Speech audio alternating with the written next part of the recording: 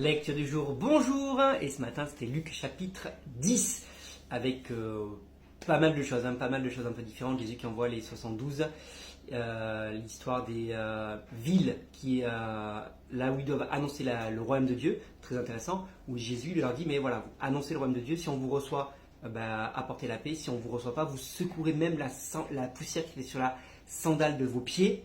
Et vous direz qu'on se débarrasse, c'est plus notre problème. Et je trouve ça très intéressant parce qu'aujourd'hui, c'est encore la même chose en réalité. C'est-à-dire que Jésus nous envoie comme des témoins.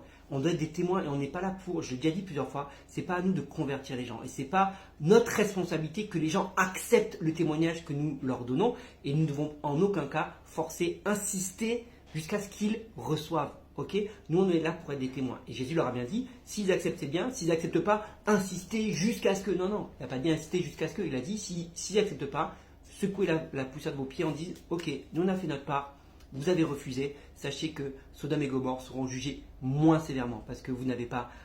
parce que s'ils avaient eu les miracles, s'ils avaient entendu à l'époque, comme vous l'avez annoncé, alors ils auraient certainement changé changer leur comportement et se seraient repentis. Donc, ça c'est une leçon encore pour nous aujourd'hui. Rappelons-nous, oui, nous sommes des témoins de Jésus, mais nous ne sommes pas des forceurs de Jésus. Et ça c'est important. On est là pour être la lumière, on est là pour apporter la bonne nouvelle, pas pour la rentrée de force dans la tête des gens. Si les gens l'acceptent, c'est bien. S'ils n'acceptent pas, ce n'est plus notre responsabilité. Ça c'est vraiment très important. Deuxième chose, Jésus fait un petit rappel aux disciples.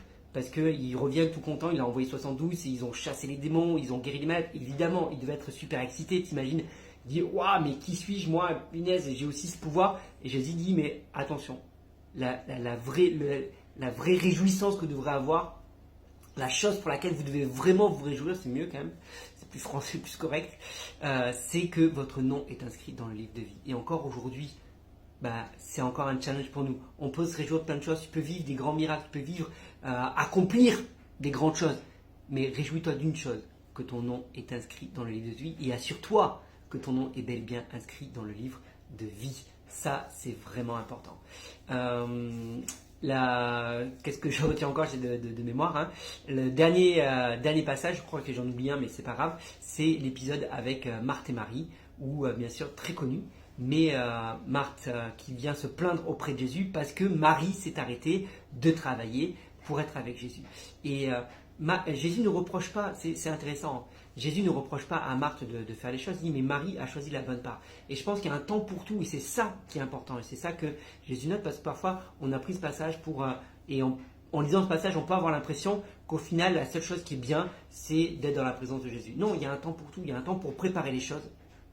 Et Marie l'avait bien compris, tant que Jésus n'était pas là, c'était le temps de préparer, c'était le temps de s'affairer. Mais à un moment donné où Jésus arrive, et là c'est plus le temps de travailler, c'est le temps de rester dans sa présence. Et dans nos vies, ça doit être la même chose. Il y a un temps pour travailler, il y a un temps pour s'affairer, mais il y a un temps où tu dois t'arrêter pour être au pied de Jésus, pour écouter son enseignement, pour écouter son cœur, pour écouter sa voix, pour avoir cette intimité avec lui. Et ça, c'est vraiment important de pouvoir faire la part des choses.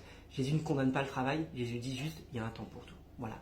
Dis-moi toi ce que tu retiens dans ce chapitre. Je me fais toujours un plaisir, je le répète, de lire vos commentaires. Donc, dites-moi tout. Voilà, bonne journée.